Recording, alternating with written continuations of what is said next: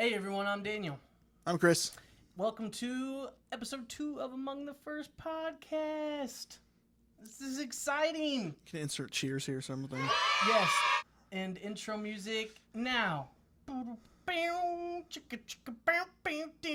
No backup, really. No. I'm not backing that up. Oh my. Hey, guess what happened in music news? What happened in music news? Stuff happened. Things? No, our wonderful city, we're coming out of Kansas City, by the way, hosted the Foo Fighters, or Foo Fighters, if you're an expert. And I didn't get to go. I didn't get to go either because I'm broke. But guess who they rickrolled? Who? Westboro Baptist Church got rickrolled by Foo Fighters. Who? Right? The protester losers that hold the signs in front of funerals and hold the signs in front of concerts and the devil music. Well, to be fair, Dave Grohl is the devil. I mean, That was a music video. I thought it was a documentary. No, Tenacious D didn't actually write the greatest song in the world. What? So anyway, yeah, screw those Westboro Baptist guys. Anyway, how about Did you really just say screw those guys? We don't want to put anybody on blast. I don't want to put anybody on blast, but screw those guys. Come protest us. That would be really funny if they showed up. But anyway, some funny gig stories is what we're going to talk about today. So I was going to say, I'll take the PR. yeah, free. I did say, I almost said publicity.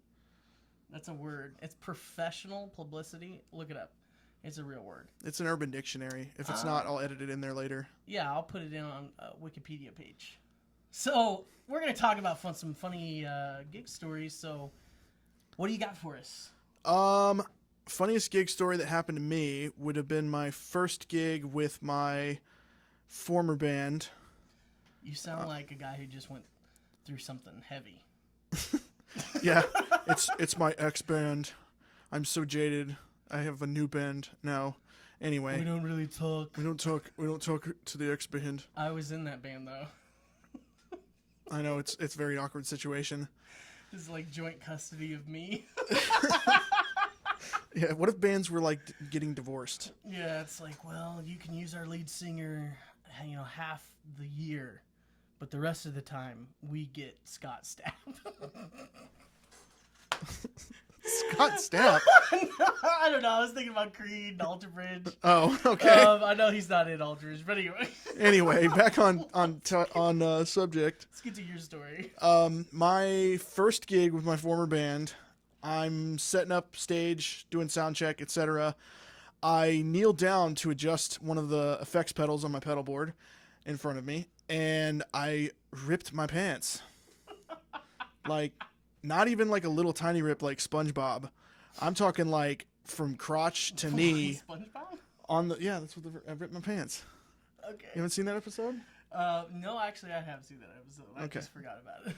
Anyway, from crotch to knee, ripped my pants all the way down, like putting on a show.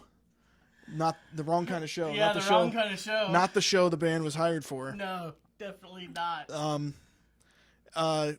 There shouldn't have been any nudity at that show at all. It was fairly awkward. So I grabbed I had like a book bag or something that I had like gear tossed into and covered up with that.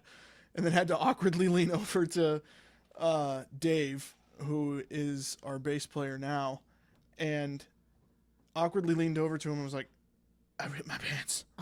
And he was like, what? And I had to show him, and then we had to like make a run really quickly before we had to go on to get a pair of pants because there was no way I was playing with pants ripped open. Walmart is everywhere.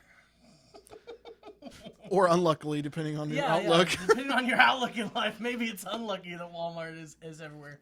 I remember that, and so that was your first gig. First gig. So you could say that you really put yourself out there on your first gig. Not in the way I wanted to, but yeah, sure. Actually, I remember that because during sound check, there were these two teenage girls there, and they said something hilarious. They said wow, you guys are just like One Direction because you play your own instruments. What? Yeah, exactly. That was one of those moments that's like somebody said something so ridiculous, and it's like, I don't know if you're joking or if you're being serious. So, thanks. It's one of those. I don't even remember what I said. It's one of those awkward compliments too that Yeah. you get them sometimes. Like when you do music, like somebody will say something that they mean as a compliment, but to you it almost sounds like an insult. Personally, Yeah. that happens. That happened to me. That's happened a few times. That happened to me. Somebody said, "Hey," and I don't sound like this in my opinion. So. Who said this? Somebody we know. We're not telling that story then.